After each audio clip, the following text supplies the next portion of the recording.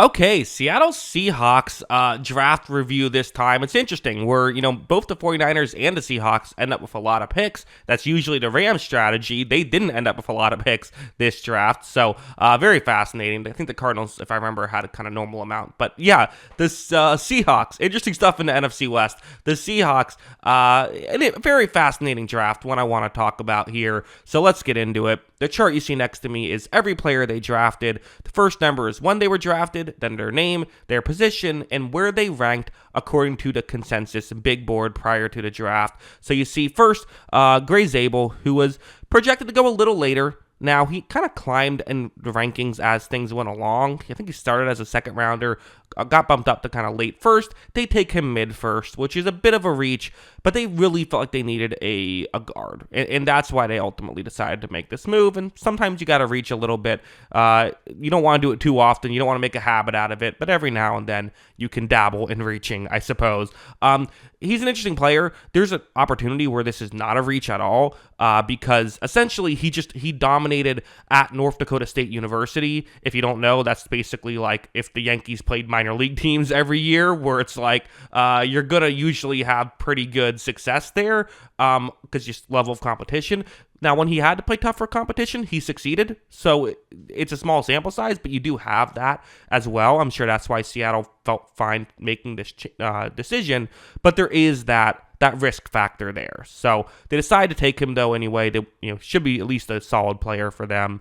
Then Nick Emanuware was their next pick. Picked 35th, projected to go 30th. So, hey, you're on the right side of that one.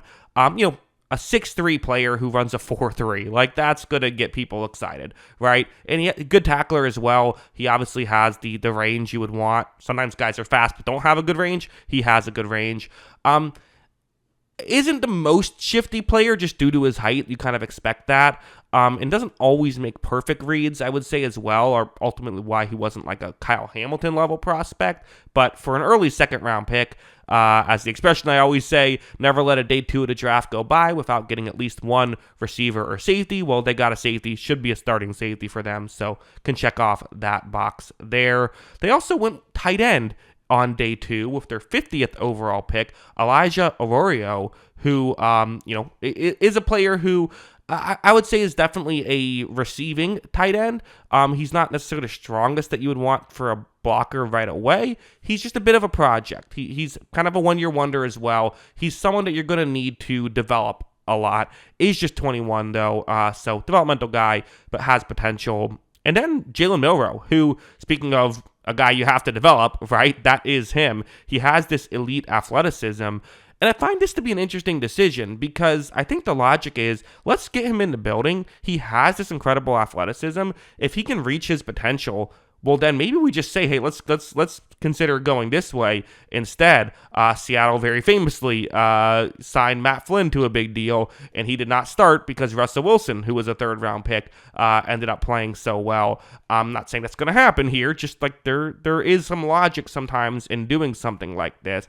Granted, I think they have invested more in Darnold than they did in Flynn, but still, you get the idea. Essentially, you put Milroe in the building. If he wows you with some of the other stuff besides just his athleticism, maybe you say, okay, maybe we can consider making a move right here if we want to. So that's their next pick. Then at pick 142, they went Riley Mills, interior defensive lineman, projected to go around here. You definitely want some. I think he's another guy who you're going to have to develop a little bit to be a complete player, but he is already a pretty good pass rusher. So you get him as a pass rusher on the interior. You don't always get the good pass rushing interior guys who can't run block. He is a bit of, play run defense, I should say. It is a bit of interesting there, but because of that makes him kind of valuable, right? So spending a pick like this on a guy who, maybe he'll only get 300 snaps, but they could be pretty good 300 snaps. It's not a bad idea.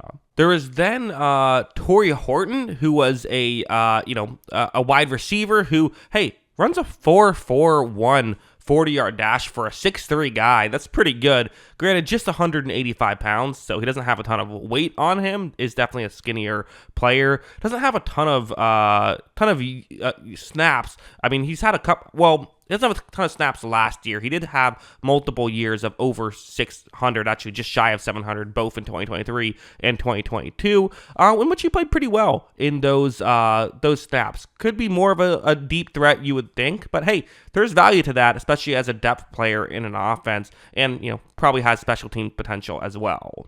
And speaking of special teams potential, Robbie Outs, the tight end, bit surprised by this one. He was kind of billed as just a special teams guy, so I don't know exactly if they feel like he could be more than that, drafting him at 175. It's a bit early to go for just a special teams guy. Maybe they value that enough and they think he's underrated and wanted to snag him. But is 6'4", 270 pounds as a tight end. So that's a pretty big tight end. Maybe you feel like there's value here. I don't know. But maybe they just want a special teams guy. We'll see how that goes.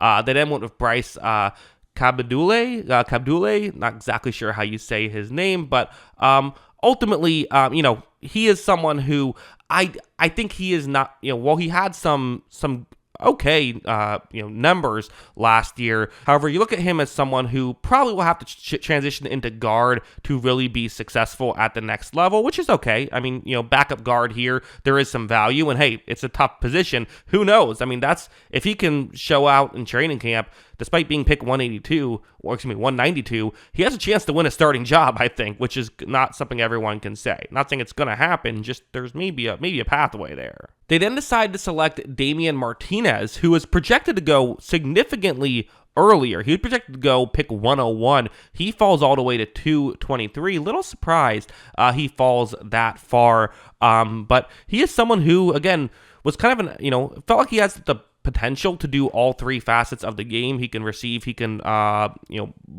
block, and he can run. You definitely look at the 6 feet tall, 230 pounds. Feels like the kind of guy who could be running over people, perhaps. And was productive. His last year, if you like PFF grades, he was the 7th highest graded runner in all of college football last year. 7th highest graded running back. So that's including pass blocking and all that stuff. So yeah, surprising he fell so far. Usually this is like where special teams guys go. Wouldn't be shocked if he can potentially do more than that. So yeah, seems like a good move there. Then Mason Richman, who was projected to go in the early 400s. I think that feels a bit harsh. I don't think it's crazy to draft him here. Has, again, okay numbers in Iowa. So for a 7th round pick, 6'6", 312, I don't know. Doesn't seem crazy to draft him here. He probably should be a good depth piece, I would say. And then finally, pick 238. Again, you might be thinking, okay, pick 238 going with a wide receiver. Is this a special teams guy? Well, I'm sure that they would consider special teams, but I don't think he has to go there. This is the guy who had over 1,000 yards in each of the past 2 years in college, including 1,400 in 2023, only just over 1,000 last year, but still, that's some pretty good production right there, right? Is someone who was, very productive, just for lack of a better word, in college football. Now, 6'1", only 190 pounds, and given the fact that he was mostly an outside receiver, people are wondering if that will hold up at the next level, and people are assuming he won't, which is why he's, going 238. But still, that's pretty interesting enough for me to want to take a chance this late in the draft on him. And hey, there's special teams, potential too, just given the position he plays. So ultimately, yeah, I mean, a draft that, well, I'm not going to say I agree with every single pick that they made. They did get some pretty good players and made some interesting picks here. So as a whole, I like what Seattle did, and they did the most important thing, which is just getting a lot of draft picks and not being stupid with very many of them. And when you do that, usually good things happen. So yeah, as a whole, a draft I like. But those are my thoughts. What are yours? Let me know in the comments below. Always love hearing from ya, and of course, as always, thanks for watching.